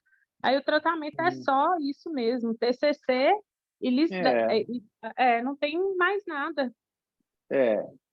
Então, assim, eu não acho que... Eu acho que eles voltando, né, para algo mais clínico, que é você diagnosticar o porquê que é o diagnóstico. Por que não é esse diagnóstico diferencial? Qual que é a psicopatologia da questão? O prognóstico é um plano terapêutico. Pô, é o nosso dia a dia, né? Então, eu tenho a percepção, a impressão, desculpa, que eles vão voltar para essa prova um pouco mais clínica. Não faz sentido essas 2 últimas. A penúltima ainda é um toque, né? Também. Agora, a última, transtorno de acumulação, assim, é um absurdo, né? Só vocês mesmos, né? Alguns colegas acertaram aí a questão, só vocês que estão com a ponta da língua para acertar, né? Então, assim, vamos... Uma coisa, professor, sim, só porque eu estou nessa jornada aí há um tempo, se eu puder ajudar os colegas aí com essa dica, por exemplo, né? Quando foi fazer a questão de transtorno de acumulação, eu consegui até acertar a questão. O que eu lembrei? Que era um transtorno que estava perto lá no DSM do pânico. Então, desculpa, dentro das questões de ansiedade, né? E aí eu comecei a pensar sobre isso, né? Tipo assim, para na questão e pensa em qual grande síndrome tem a ver, porque aí a gente vai começar a ver quais os critérios que tem a ver com aquelas grandes síndromes, né? Então, foi isso que me ajudou a tentar acertar essa questão, que era totalmente descabida, totalmente descabida. Isso que o Alex está falando tem total razão. Você pode não... Porque você pode não lembrar do diagnóstico. Ok, mas do diagnóstico diferencial você já lembra. Pô, o cara tem uma ansiedade aqui, então um transtorno de estado generalizado, ou um transtorno... Pô, ele falou em tristeza aqui, então lembre-se que nós temos 4 a 5, né? 5 perguntas. Então, se você não sabe uma, você pode saber outra. Entendeu? Então, joga com isso, né? E a resposta, você já sabe identificar, ela pisca para você. Então, tá lá, muito ansioso, muito nervoso, com medo demais, triste demais. Mas você olha e você decodifica aquilo. Entendeu? É isso que você vai fazer, está na questão. Você já sabe identificar, para mim, os grandes transtornos facilmente. Então, olha, e aí os critérios eles vão aparecer ali para você, tá? Bem, e outra, assim, acho que eles vão focar muito em neurobiologia novamente nas fechadas? Que a última tinha muita área. Sim.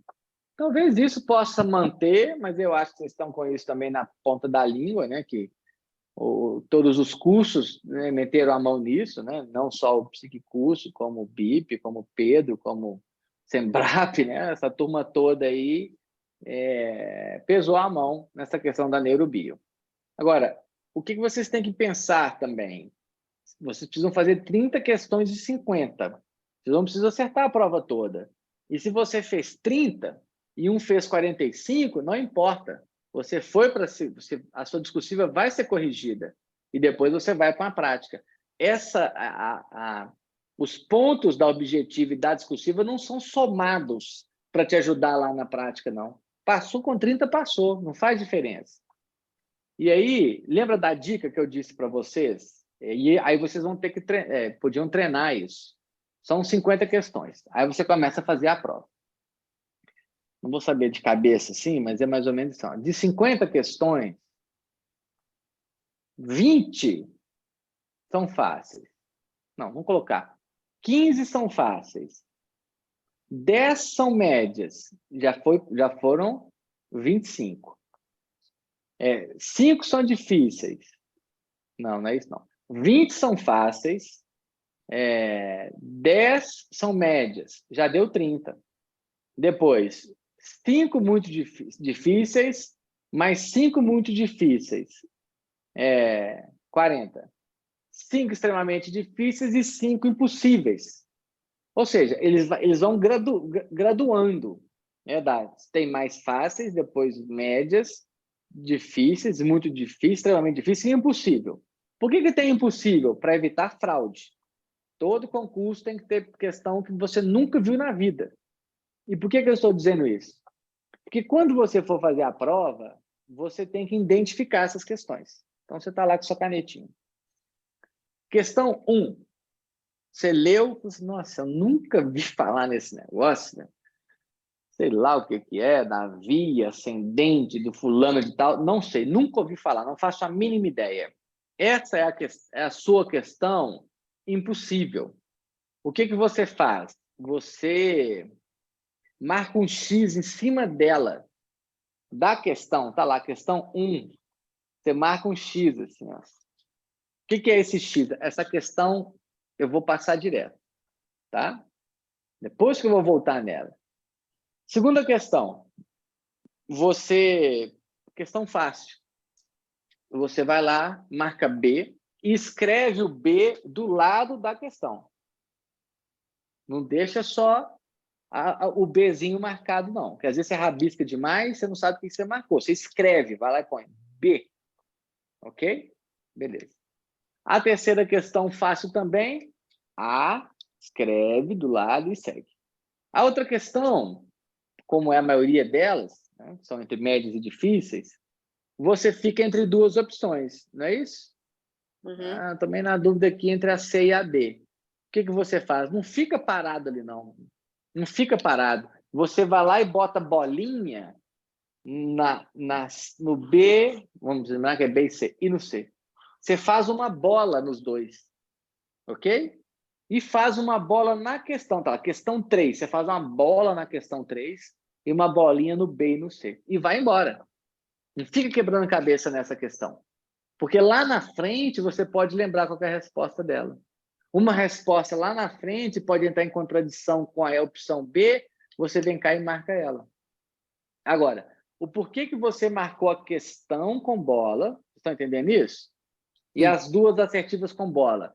Porque quando você voltar para ver as questões de novo, você vai passar direto daquela que você fez X. Você não vai voltar nela.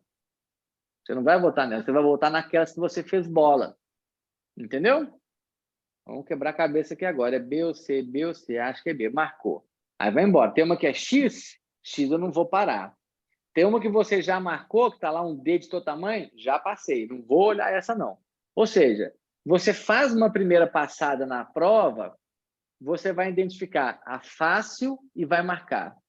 Você vai achar a impossível muito difícil, marca um X e só volta depois nela. E um monte de questões com bola. E você vai passando de novo. Você volta e vai só nas bolinhas. Volta e vai só nas bolinhas. Volta, você fica fazendo um círculo na prova. Até no final, você olhar para aquelas de X e falar, agora essa aqui eu vou chutar. Por quê? Porque você vai angariar as questões fáceis e médias. Difíceis também. Muito difícil, impossível, você vai deixar para chutar no final. Para você não ficar parado nessa questão.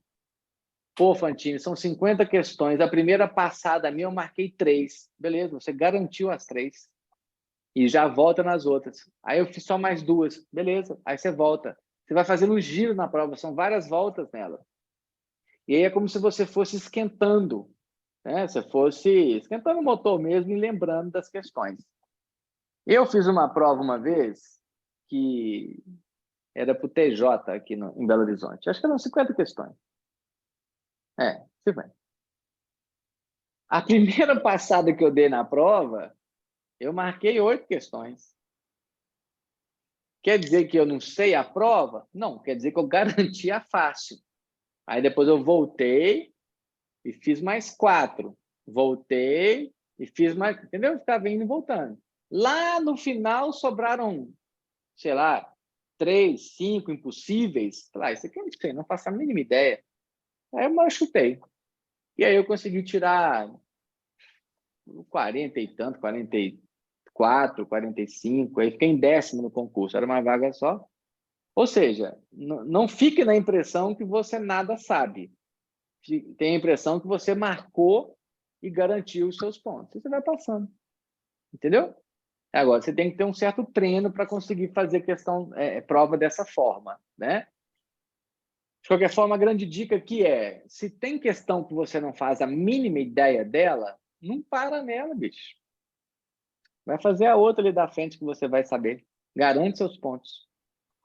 Então, são 3 tipos de questões. O que você vai fazer? Aquela que você não faz a mínima ideia, põe um xão nela, questão 3. Põe um xão na questão 3 para você voltar nela lá no final da prova. Aquela que você está na dúvida entre a B e a C, faz uma bola. Questão 2, bola na questão 2, bola no B, bola no C. Na hora que você passar de novo e entrar nessa, marcou B, escreve B. E aquelas que você já escreveu a letra, né, sua assertiva, você não para nela. Não vai mudar gabarito, não. Marcou, está marcado. E outra coisa, segue o instinto quando você for marcar a questão também. Estou entre a B e a C, B e a C, eu não sei qual é, mas aquela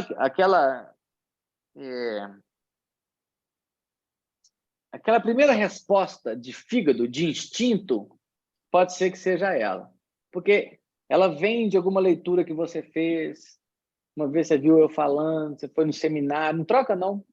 Na hora que você leu ali, aquela questão que você não faz a mínima ideia, a E pulou para você, é a E. Ah, mas será que não? É a E. Entendeu? É instinto. Siga os instintos também, até para chutar. Faça a mínima ideia. Olha para a questão e aquela que tiver a escrita mais bonita, gostei, é essa aqui. Ok? Professora, eu tenho uma dificuldade em marcar a alternativa A. Eu sempre acho que vou me equivocar. Tem algum? Sempre acha o quê? Eu sempre acho que é pegadinha, que eu vou me equivocar. Eu nunca consigo confiar que a A é uma alternativa correta.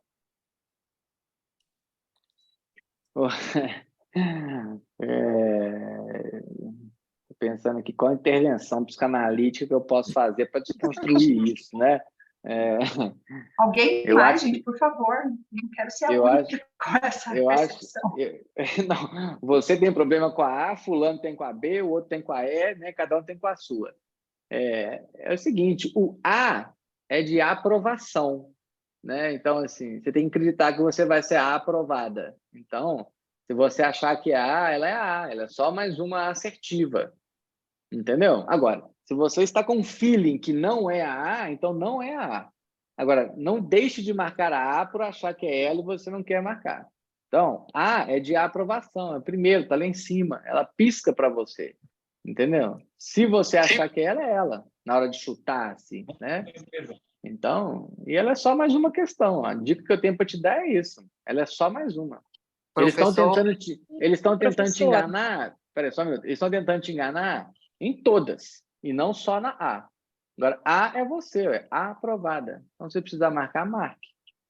Obrigada, Ok? professor. É a primeira vez que eu vou fazer a prova, se Deus quiser, vai ser a única. Com certeza. E eu queria saber, eles entregam as duas provas ao mesmo tempo, a objetiva e a discursiva? E Isso. caso seja assim, o senhor orienta a fazer primeiro a objetiva mesmo e deixar a discursiva por último? Olha, isso é de cada um, mas eu prefiro a discursiva. Porque a discursiva você vai escrever, ela é mais cansativa um pouco, entendeu? Eu já debruçaria Já nela deixa ela ali. garantida, né? Aí depois vai para a objetiva. E depois vai para o objetivo. O objetivo é mais fácil, né, de fazer. Sim. Assim, tem uma... aí, ó. A Brisa deu uma boa ideia. Começa a ler da E para cima, entendeu? Que aí você esquece que a A é a primeira. Gostei. Lê a B, né? Lê a C. Peraí, eu prefiro fazer a discursiva primeiro, que ela é mais complexa, né? Você vai ter que raciocinar, ler o caso, escrever. Você está descansada, está chegando na prova. Então, eu começaria com a discursiva e não com a objetiva. Posso dar uma dica Tá também? bom. Alguém quer dar uma dica aí? Eu aqui, Isabela. Peraí, alguém está chamando há um tempo aí. Quem é que está me chamando aí? Professor, Sou eu, professor, Raquel. professor. Peraí, deixa a Raquel falar aqui. Ô, professor, na última prova, caiu na discursiva características associadas que apoiam um diagnóstico. Eu tentei dar uma olhada assim, nos transtornos em geral, mas é muita coisa. Para a gente formular essa resposta, a gente tem que ter mais ou menos em mente, porque eu não tenho afinidade, basicamente, com isso, do DSM. A gente embasa de acordo com as características apresentadas no caso, ou realmente tem que ser aquelas características que estão no DSM? Você vai ter que... Assim, é difícil realmente, né? A gente não fica lendo essa parte, mas essa parte que embasam o diagnóstico, elas são os critérios. Então, você vai ter que tentar usar o que está ali, ou até raciocinar mesmo. Às vezes você inventa, mas inventar com base no que está ali. Entendeu? Você não precisa ler essas características, né, diagnósticas específicas, mas usa do que está na questão para você, e se você precisar extrapolar, usa o raciocínio. Não é que você tem que ficar decorando o que está ali. Mas já sabendo do transtorno, já sabendo do critério, você pode desse conhecimento aí para apontar. Basicamente, Obrigada. se você ler, você vai ver que ele está colocando em texto os critérios. Entendeu? É como se ele ficasse explicando os critérios, essas características que embasam o diagnóstico. Tá ok? Raquel, sabe como eu faço? Eu sempre, quando eu vou estudar os transtornos, eu tento colocar o nome de um paciente naquele transtorno.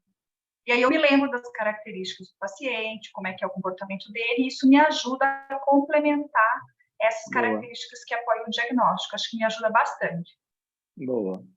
Você lembrar Obrigada. de um paciente, tinha algumas né? coisas ali, tinha algumas ali que falavam de características, não me recordo agora qual transtorno, falavam até de questão genética.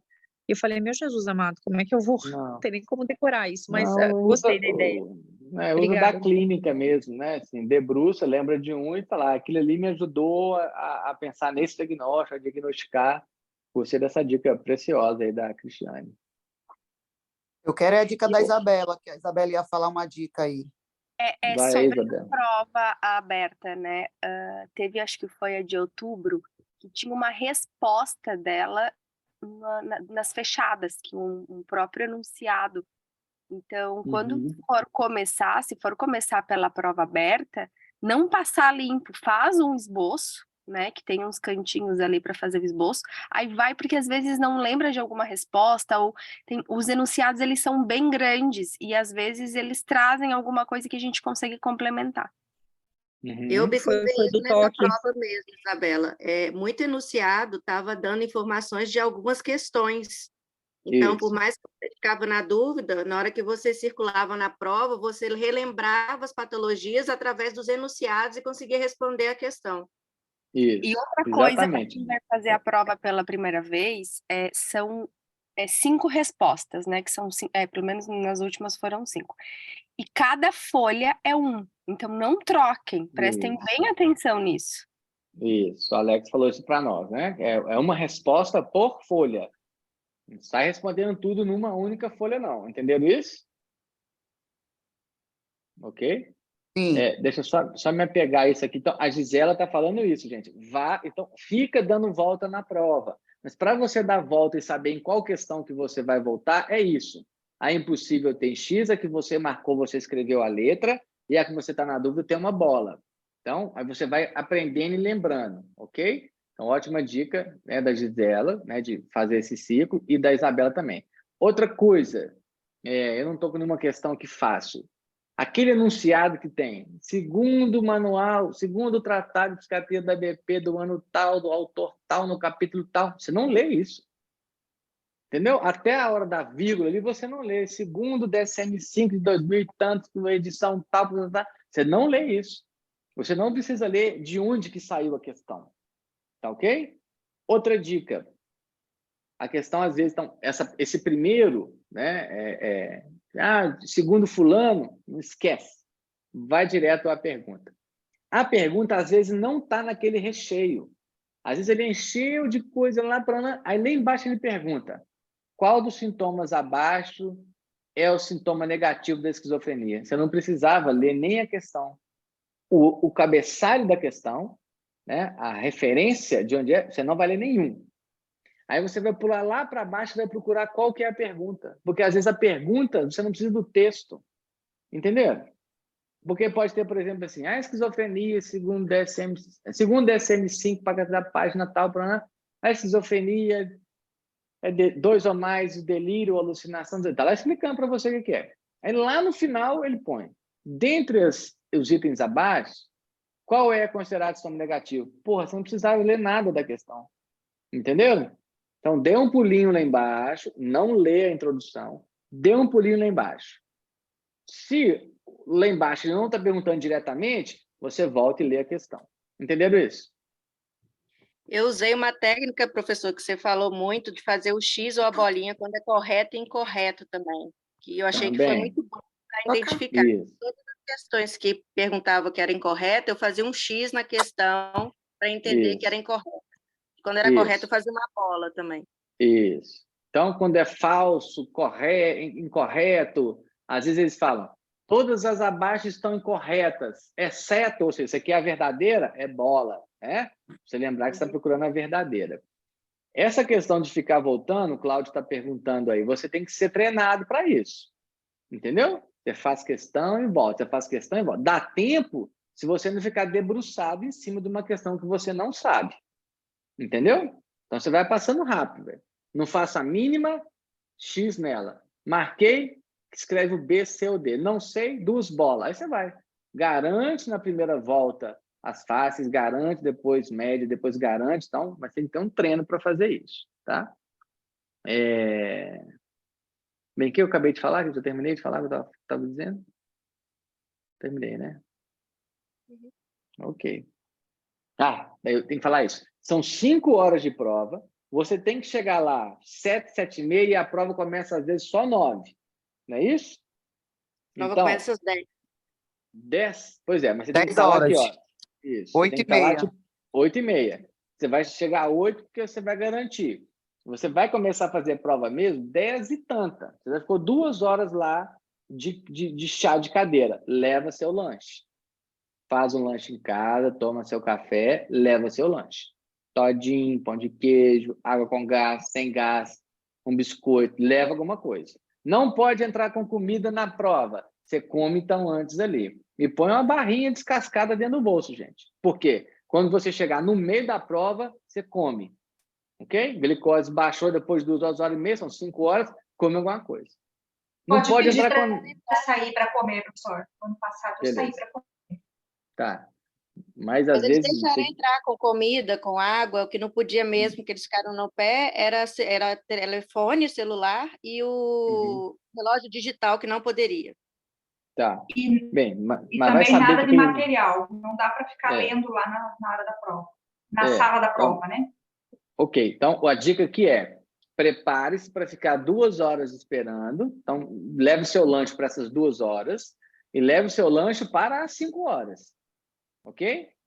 E aí, se eles inventarem, eu já vi prova aí que não deixou entrar com lanche. Beleza. Você fala, não, então tá bom, vou lhe jogar no lixo, enfia esse negócio em algum lugar, descascado, para você comer no meio da prova.